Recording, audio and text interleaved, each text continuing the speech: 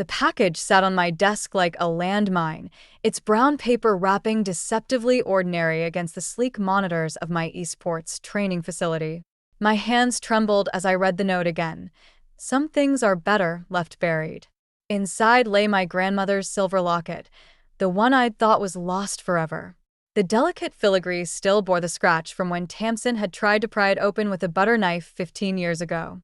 I traced the mark with my thumb, remembering how Gran had simply smiled and said some treasures weren't meant to be forced. "Callie, the reporters are here." Finn appeared in the doorway. His developer's hoodie a stark contrast to his press slacks, his attempt at looking professional for our grand opening. His smile faded when he saw my face. "What's wrong?" "Nothing." I slipped the locket into my pocket, but Finn knew me too well. "Your sister? Let's focus on the launch." I straightened my blazer and grabbed my tablet. "Did Marcus get the demonstration station set up?" Finn caught my arm as I tried to brush past him. "Hey. "Whatever Tamsin's playing at, don't let her get to you. Not today." The main training floor buzzed with activity, tech journalists testing our custom gaming rigs, potential investors nodding appreciatively at our state-of-the-art setup. This was my moment, built from Gran's inheritance and 3 years of sweat equity. I wouldn't let Tamsin's mind games derail it. My phone vibrated. Dad's number. "Sweetheart, your sister's upset. Says you've stolen something of hers." Of course she'd called him first. "I'm about to start a press conference, Dad. Can we talk later?" "Callie, please. Your mother." "Stepmother." I corrected automatically. "Marla thinks we should all sit down together. Clear the air." The locket felt heavy in my pocket. Through the glass walls of my office, I could see my team gathering, ready to showcase what we'd built. What I'd built, while Tamsin spent the last 3 years posting passive-aggressive comments on my social media. "I have to go, Dad. I'll call you tomorrow."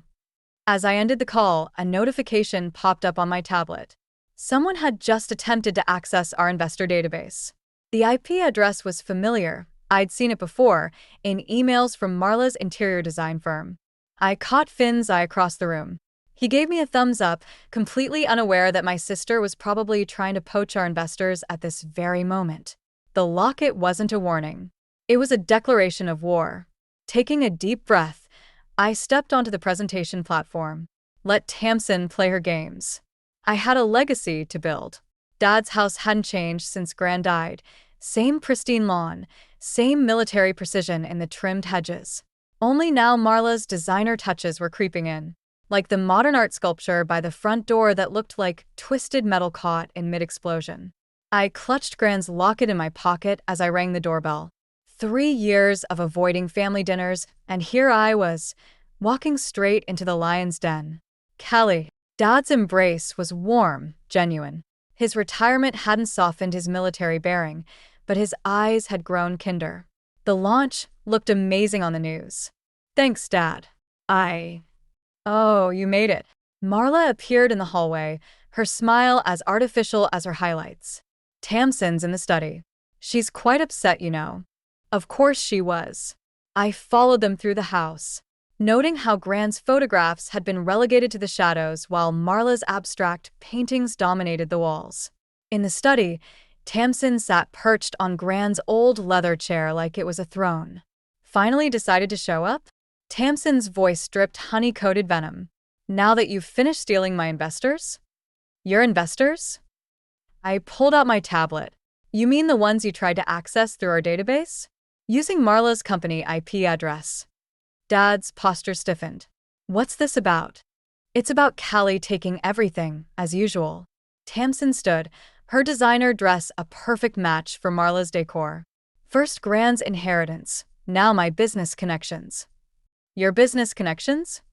I laughed. "You mean Dad's old military friends who invested in my camp? The ones you've been calling behind my back?" "Girls, please." Dad stepped between us. "Can't we?" "Show them the locket, Callie." Tamsin's smile turned sharp. "Show them what you stole." I pulled out the locket, and Marla gasped. "That belonged to Tamsin's mother before Alma." "How dare you?" "What?" I turned to Dad. "Gran gave this to me on my 16th birthday," she said. She was confused by then. Tamsin cut in. You took advantage. That's enough. Dad's command voice silenced the room. Tamsin, your mother left that locket to Alma. It was hers to give to whoever she chose. Tamsin's face flushed red. So you're taking her side? Again? There are no sides here, Dad said, but Marla was already moving to comfort Tamsin. My phone buzzed, a text from Finn. Emergency at the camp. Server breach. Need you here now. I looked at my sister's triumphant smirk and knew.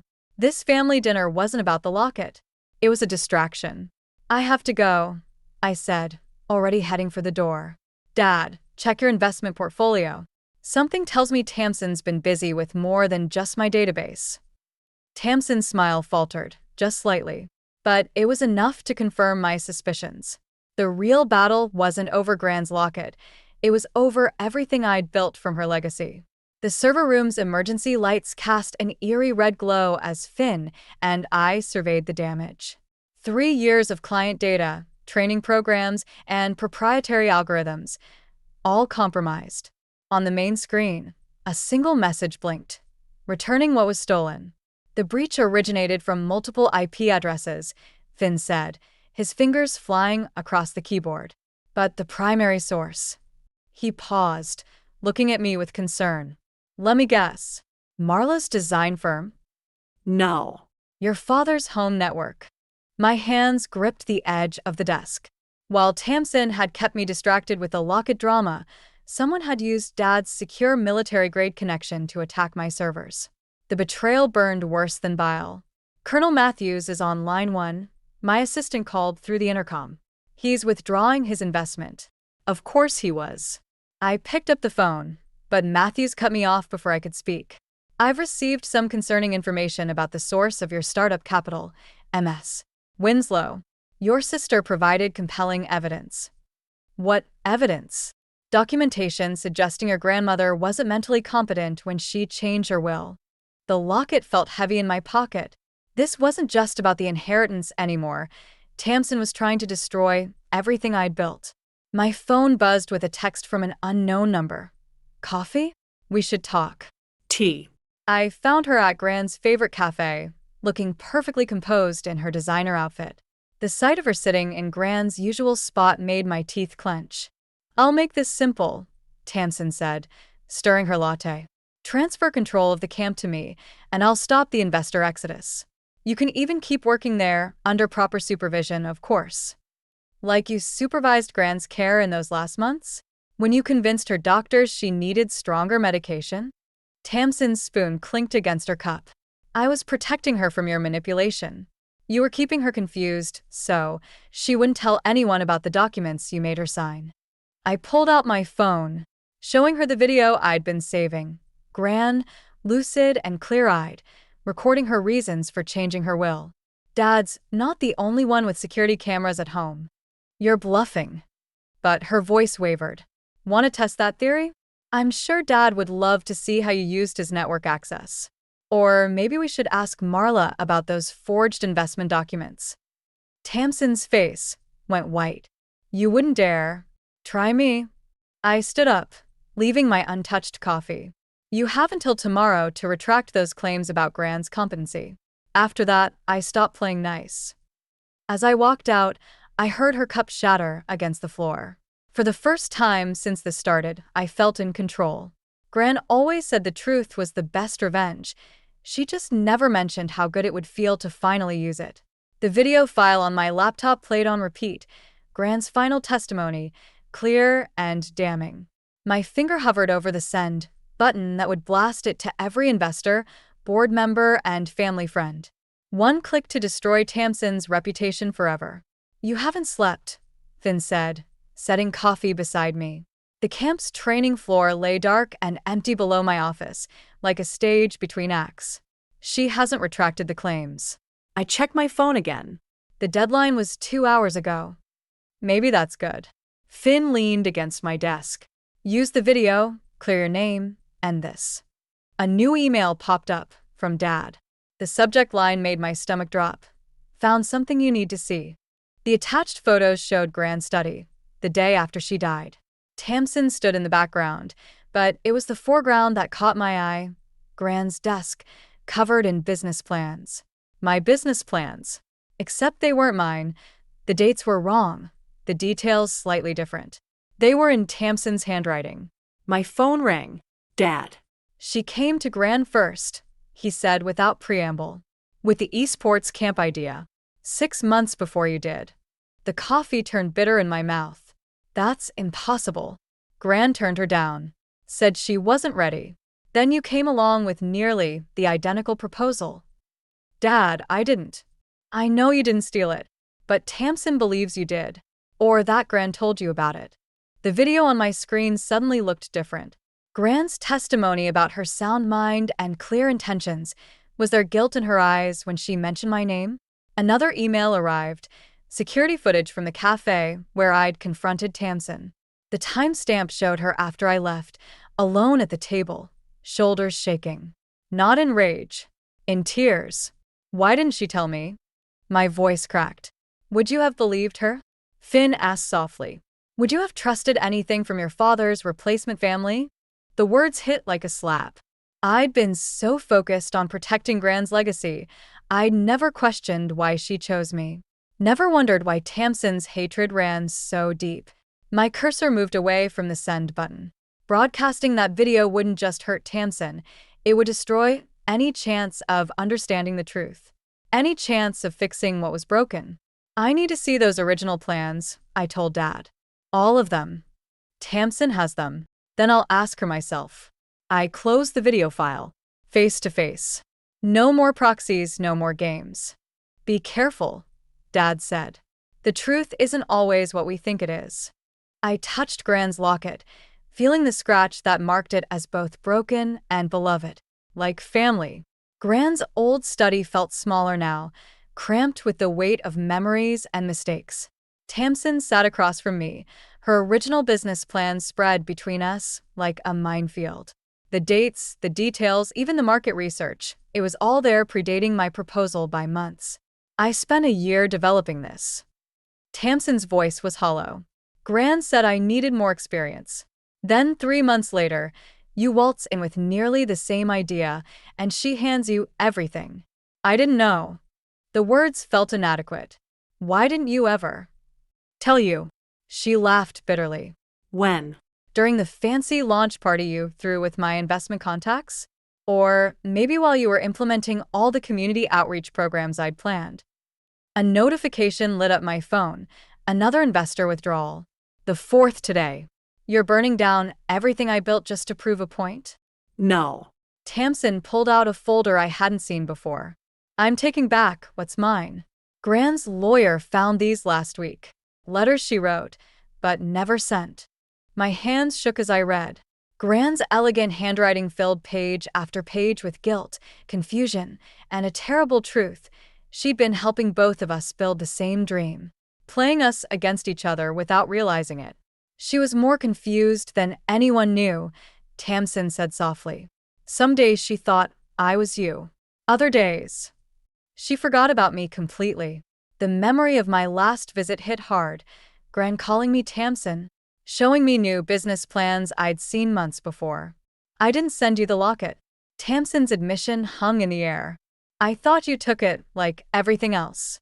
Before I could respond, Dad appeared in the doorway, his face ashen. Girls. The board just called an emergency meeting. Someone's making a hostile takeover bid for the camp. Who? We asked simultaneously. Marla. He handed us the paperwork. She's been buying up shares through shell companies for months, using both your names. Tamsin went pale. She said she was helping me get control back. Not this. My phone buzzed again. Not another withdrawal, but worse. A press release draft from Marla's PR team. Family feud leads to corporate takeover. Winslow sisters' rivalry enables historic acquisition. She played us both, I whispered, while we fought over Gran's legacy. She built her own. Tamsin finished, staring at her stepmother's signature on the takeover documents. The irony wasn't lost on either of us. We'd been so focused on our private war, we'd missed the real threat.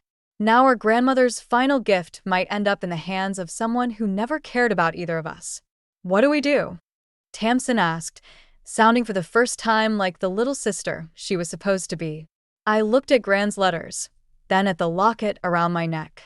We stop fighting each other. And we start fighting back. The emergency board meeting felt like an execution. Marla stood at the head of the conference table, her presentation slides showing the camp's plummeting stock value. Each graph, each number, was another nail in my coffin. As you can see, Marla gestured to the screen, the recent family disagreements have severely impacted investor confidence. My proposal offers stability and experienced leadership. Tamsin sat beside me, her face tight with anger. We'd spent the night piecing together Marla's scheme, how she'd manipulated us both, using our rivalry to orchestrate this takeover. But proving it was another matter.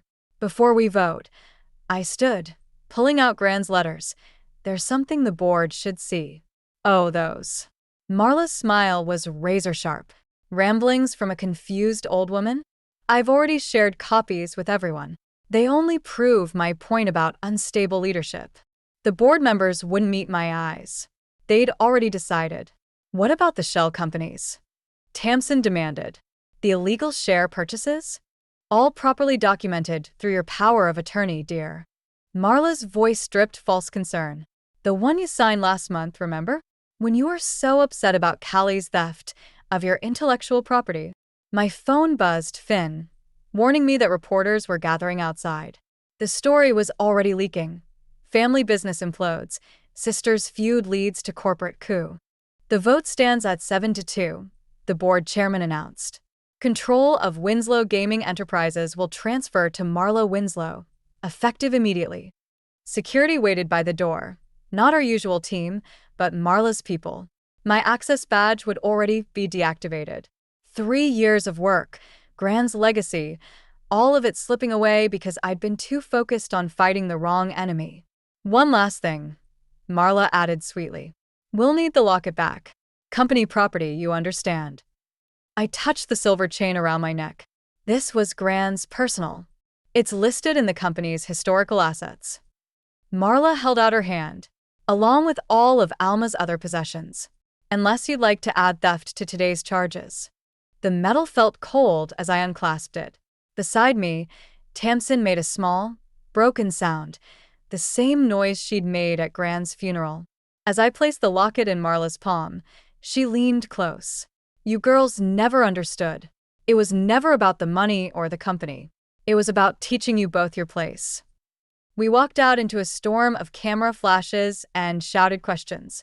But it was Dad's face in the crowd that broke me, the helpless anger in his eyes as he watched his wife destroy everything his mother had built. What now? Tamsin whispered. I watched Marla pose for the cameras, Gran's locket gleaming at her throat. Now we find out what's really inside that locket. Because Gran never let anyone open it, not even Marla. The annual Investors Gala buzzed with tension as Marla showcased her new vision for the company.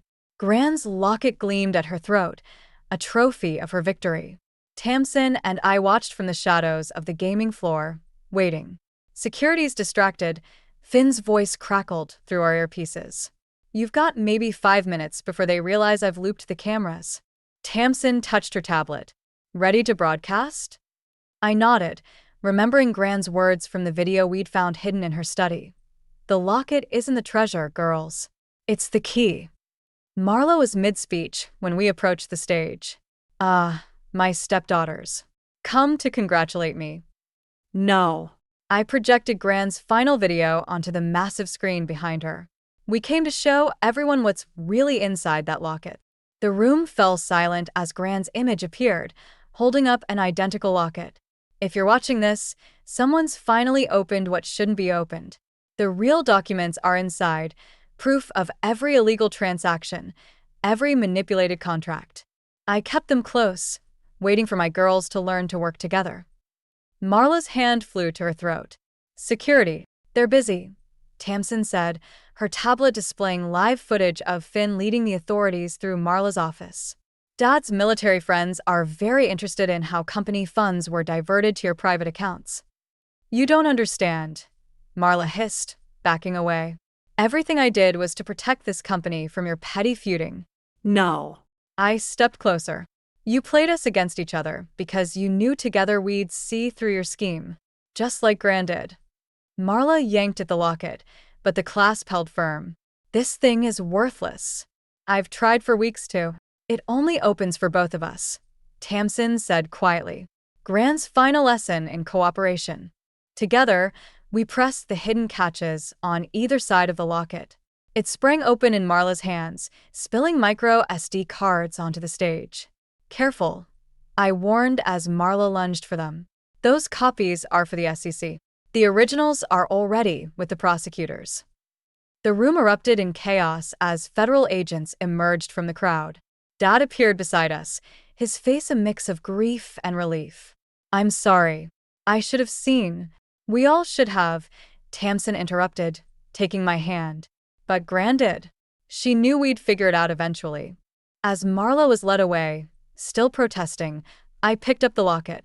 Inside was a tiny inscription we'd never noticed before. Division is the only true failure. What now? Tamsin asked, her voice uncertain but hopeful.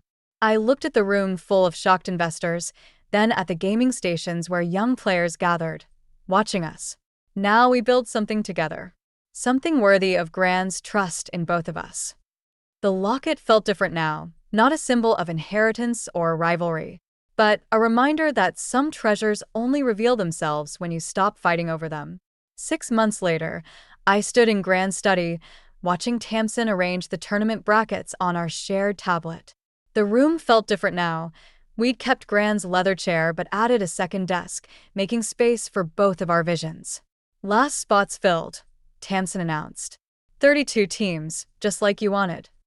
Like we both wanted, I corrected, touching the locket that now hung between our desks. Your community outreach program doubled our applicants. The sound of construction drifted through the window, Dad supervising the expansion of the training facility. He'd found his purpose again after Marla's arrest, helping us rebuild what she'd nearly destroyed. Got a minute? Tamsin's voice had that hesitant quality I was still getting used to. She pulled out an old notebook. Found this in Gran's things. It's her original business plan for the camp. Look at the name. There, in Gran's elegant script, Winslow Sisters Gaming Academy. She planned this all along, Tamsin whispered. Even before either of us came to her with our ideas. She knew we'd need each other. I remembered Gran's final video, her quiet confidence that we'd figure it out. Though I doubt she planned on Marla's corporate espionage bringing us together. Finn appeared in the doorway, tablet in hand. You both need to see this. The SEC just released Marla's full confession. We read in silence. The scope of her manipulation was staggering, playing us against each other while systematically undermining Gran's legacy. But the last page held a surprise. She was afraid of us, Tamsin said, reading Marla's statement. Not individually, but together. She knew if we ever stopped fighting, we'd see what she was doing. I finished. Gran knew it too. That's why the locket needed both of us to open it. A cheer erupted from the training floor. One of our students must have made a spectacular play. Through the glass walls, I could see them working together, teaching each other, building something larger than themselves. Sometimes I wonder, Tamsin said, her fingers tracing Gran's handwriting, if we'll ever really know which parts of our ideas were yours and which were mine. I thought about Gran's inscription in the locket. Division is the only true failure. Maybe that's the point. Maybe they were always meant to be ours. The notebook's final page held one last surprise, a photo of Tamsin and me as children, playing video games together, completely lost in our shared world. Before rivalry and resentment, before inheritance and betrayal. Below it, Gran had written, their greatest strength was never their individual talents, but their ability to make each other better. Tamsin smiled, a real smile, like in the photo. Ready to go show them how it's done? I took her hand, feeling the weight of the locket against my chest. Together this time. Some legacies, it turns out, are too big for one person to carry alone.